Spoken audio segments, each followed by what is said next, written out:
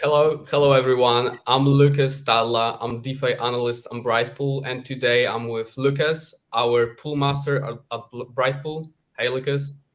Hi, Lucas. Hi, hello everyone. Once again, today we are gonna talk about ROIs at Brightpool. And first of all, Lucas, how would you describe what ROI is? Yeah, Lucas. So, I like your name. It's very easy, with those names today. Lucas. It will be the easiest naming in the world. Like ROI, return on investment, simply speak. So, how much you will make money on the, I don't know, staking, holding token, etc., etc.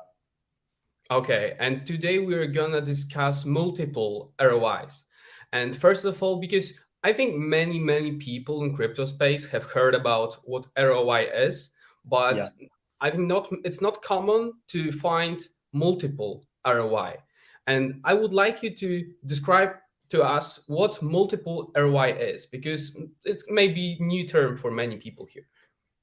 Yeah, sure. So that's the what we mean by multiple ROI is how much how many diff how much different revenue streams you will have from the platform or from the token.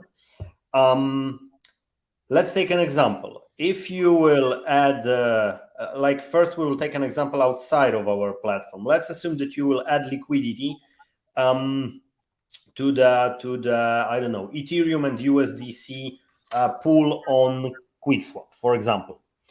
So you will receive LP token, and your first ROI will be liquidity provider fees. Yeah, that's basically you will have a ROI on providing liquidity. But then you can take that LP token, stake it somewhere in some other platform, for example, and you can have additional ROI on the same token. So, literally, you have an ROI on Ethereum and USDC, basically, but it's multiple. Yeah, because you've locked it in, different platforms. That's what the multiple ROI is, simply speaking. And on Brightpool, mm, there are like multiple. You have multiple possibilities of having an ROI. There are like different ways how you can benefit from Brightpool as a protocol and as exchange. Yeah, and in the example you just mentioned, I guess that we had dual ROIs, right? So the first one from the token and the second one from the LP. And Exactly. as we could have seen in the light paper, we have four ROIs, three. And my question is, how many ROIs are exactly in Brightpool? And if you could describe each of them Okay, briefly. cool. Sure. So let's say like the first ROI in Brightpool is order itself, which is pretty uncommon, because because on Brightpool you place the order, and in fact that order has ROI, has APR. Okay.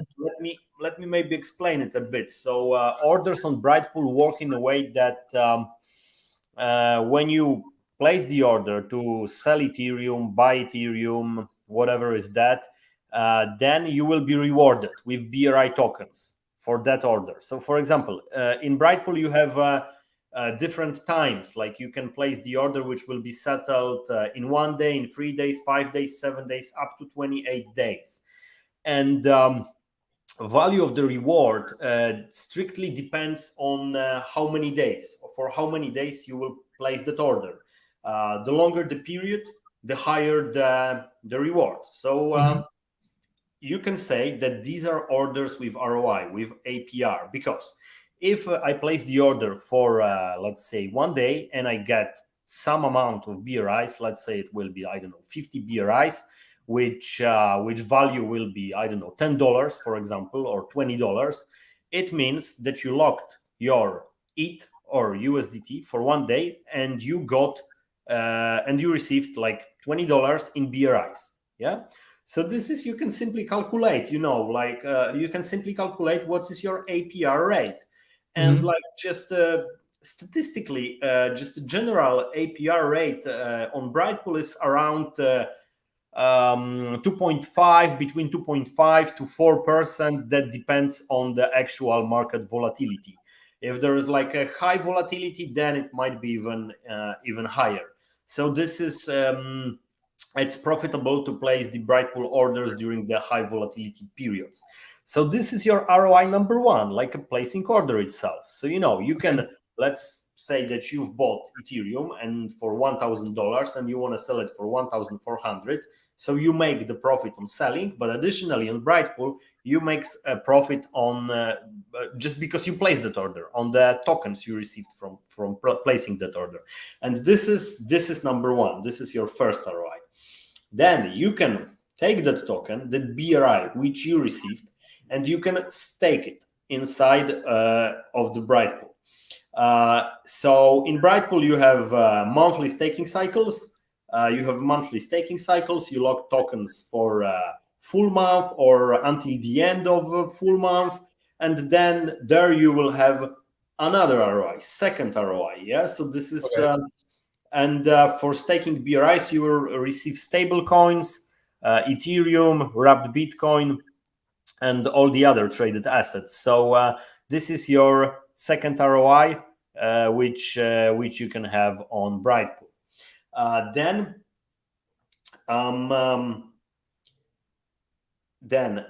Next, I will go. So next ROI is like this. Imagine that you place the order, then you stake your BRIs, and your assets for the order are locked. Yeah, right. Okay. Now.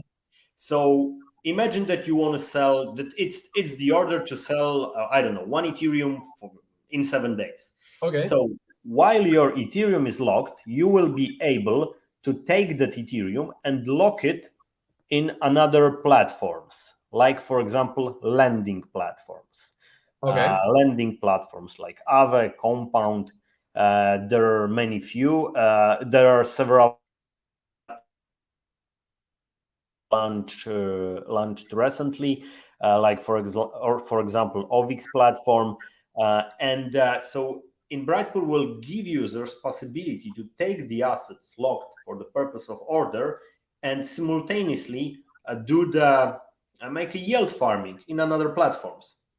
Yeah, so during that 7 days, your asset is locked, for example, in Aave, and you get some additional APR, additional yield. So this is like number 3, and as you can see, it all comes from the same assets. It's the same assets, yeah, like same, like your Ethereum, which you want to sell. Your Ethereum, which you decided to sell, generated first BRI for RPI, then you stake those the BRIs, and they generate yield in stable coins. And your locked Ethereum is locked in another platform, so it's like first. Yes, so it's like from the one asset. So this is third, and the fourth ROI. Fourth ROI is not simultaneous, but it's like a possibility that with BRI tokens you can earn in a fourth way as well. And that fourth way is just by adding liquidity to our pool. We plan to launch our pool on QuickSwap. It will be like BRI will be listed to USDC. So simply by providing liquidity to our platform, you will be able to get the fees from trading BRIs. And there is a plan in the future, but we won't give that possibility at the beginning when we will launch the exchange. But in the future, we plan to give users possibility of staking LP tokens in our platform. But this is a future. It won't be available at the first months of running the exchange. Okay. So basically, like the first ROI is based on our new consensus called proof of bid, right? So people receive BRIs for placing in orders. And when it comes to the second ROI, you've mentioned that people will be able to stake their BRIs, right? And earn revenue or some other profits from staking it.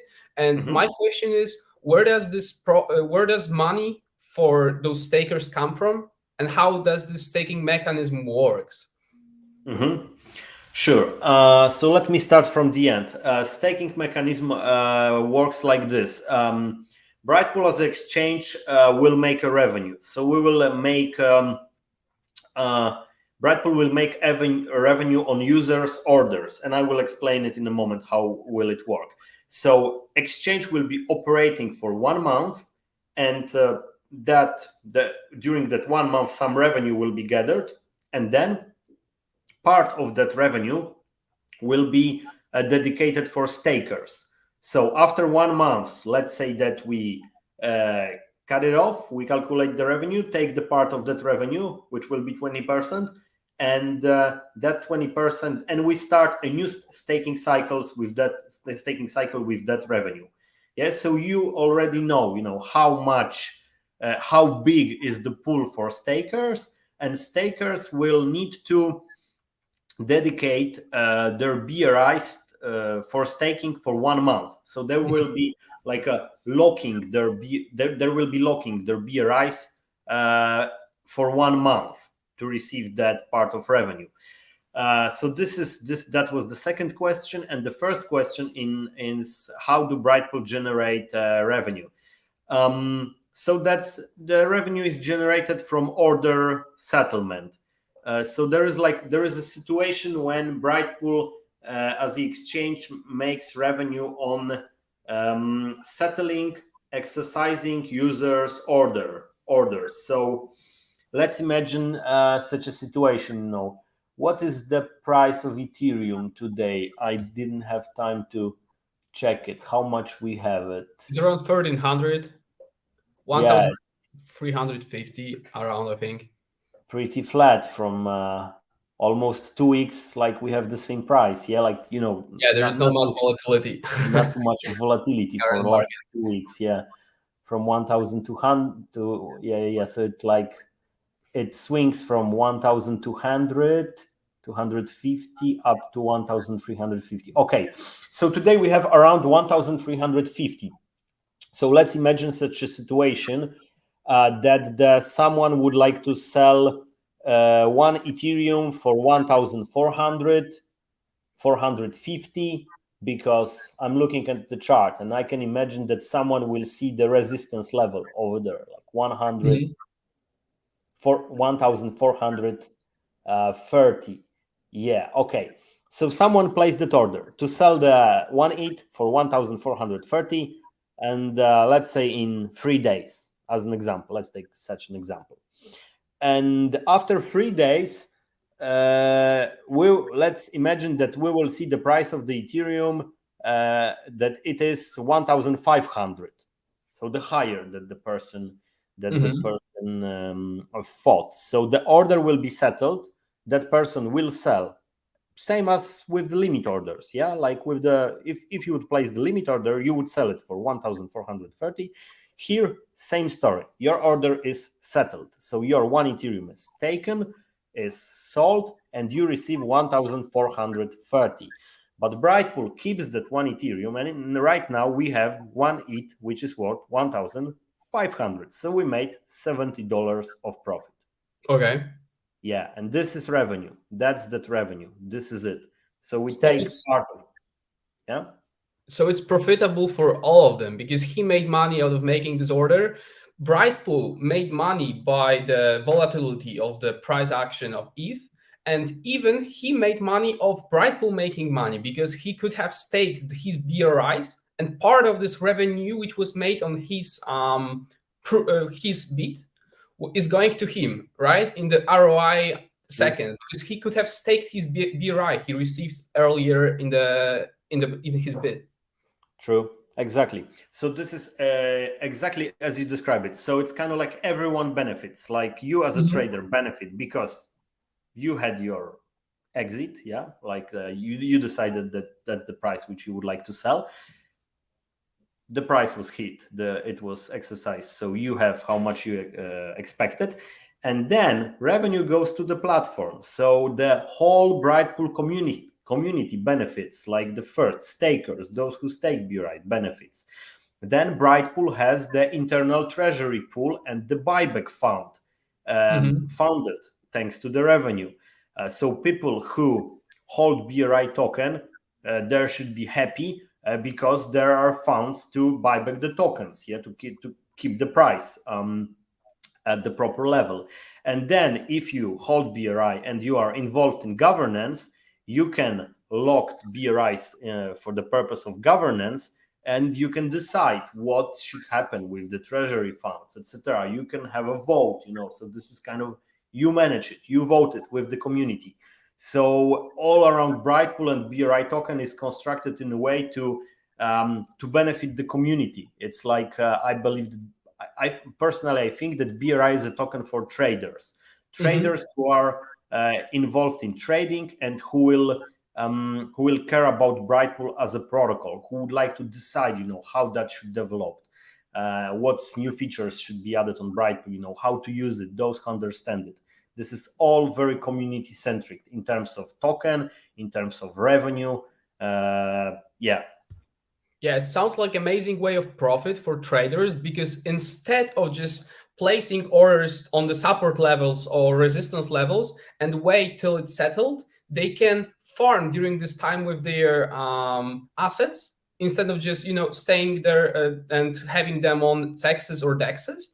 They can farm for them, right? They can receive BRI at the time they place an order, so they have this BRI immediately. They can stake this BRI, and even if the bid is their order is executed, they receive around 20%, right, of this order if they stake their BRI. So it's very, very profitable for them, and it's amazing to hear that.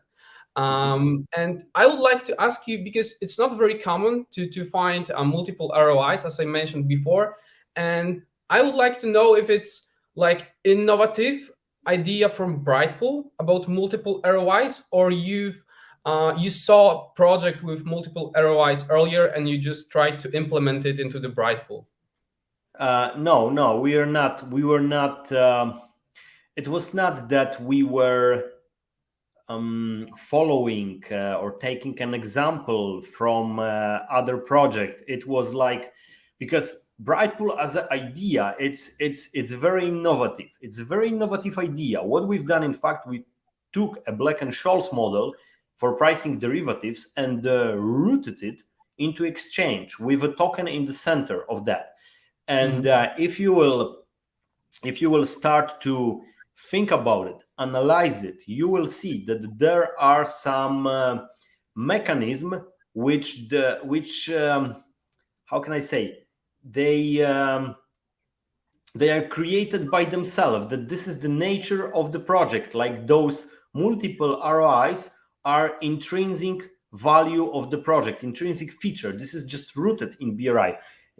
You can just see that, if I have a and this is just a part of the creativity and the brainstorming and the talking with people. Like, if I have orders that I need to lock my asset for 7 days, it's obvious, like that I should do something with those assets. So the first temptation was like, yes, we as a Brightpool, we as a project, project could do something with it. Like we could lock it somewhere, we could make profit on it, like for Brightpool, for the exchange, for team, etc. But we thought like that wouldn't be a community centric. Let's give that to people, let's people decide whether they want their funds to be used for additional activity or not, and let's give that profit to them because this is their assets. But there was that idea, we were considering it.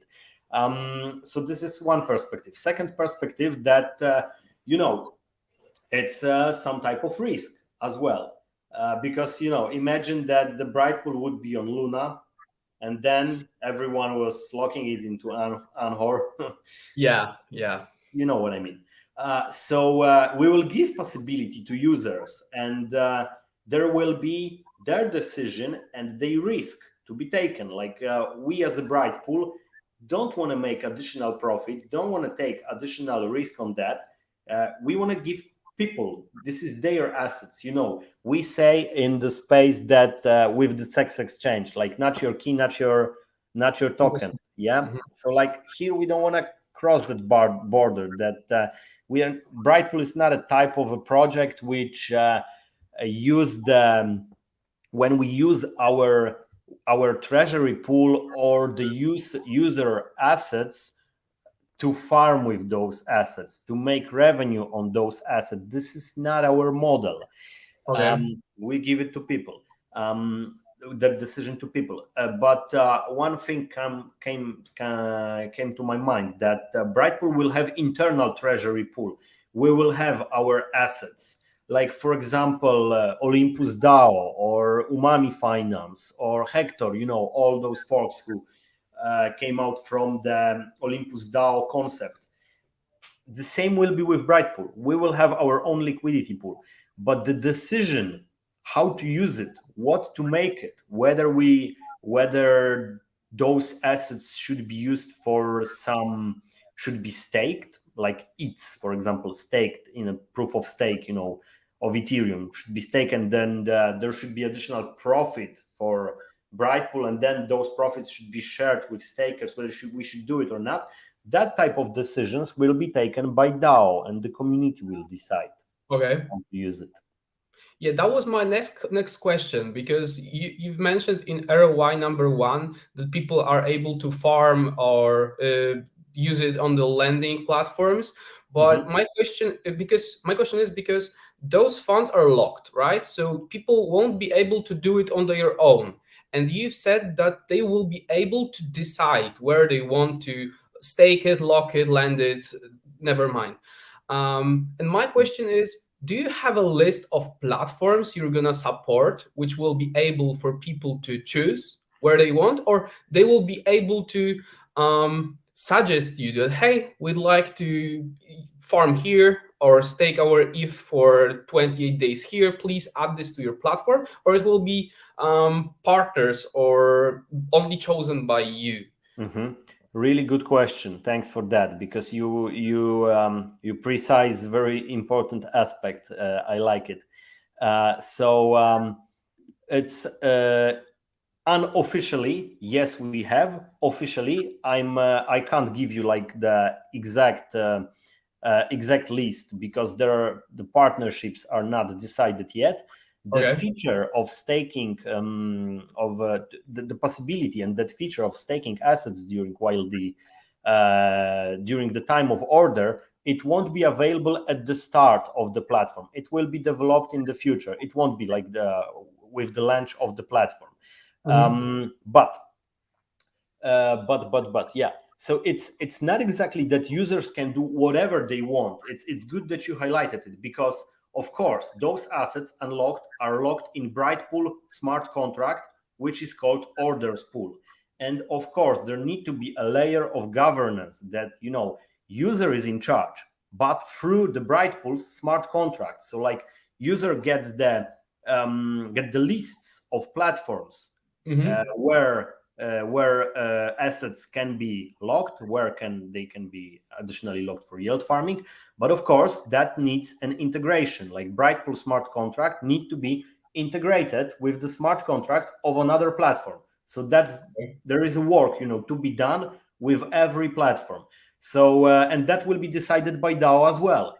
People will vote which platform they would like to have, whether they should have more lending platform, whether they should have like a staking platform like Lido or Anchor, or those type of platform which gives you flexible possibility of flexible proof of stake on Ethereum. So basically that's how it will work. Okay, so my questions are done. You've answered all of them, and currently we have time for people from our comments to comment and ask any questions if you have, according to the ROIs, multiple ROIs. I see we have a few people here, so if you have any questions, please ask now, so we could answer it for you. And in the meantime, because it's a pretty common mistake made by people, Lucas, could you describe to our viewers what's the difference between APY and APR? Because many people misunderstand those terms, and I think it's important to mention that. And here, when it comes to the multiple ROIs, it's very similar topic here. Yeah, so simply speaking, APY is compounded, so it's mm,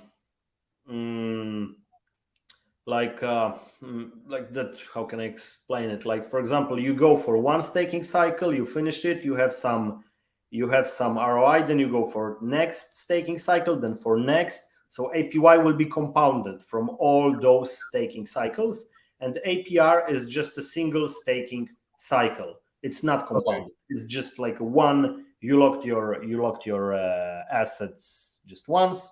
You have some APR on that, and that's it. Your ROI on that, your revenue, and this is your APR.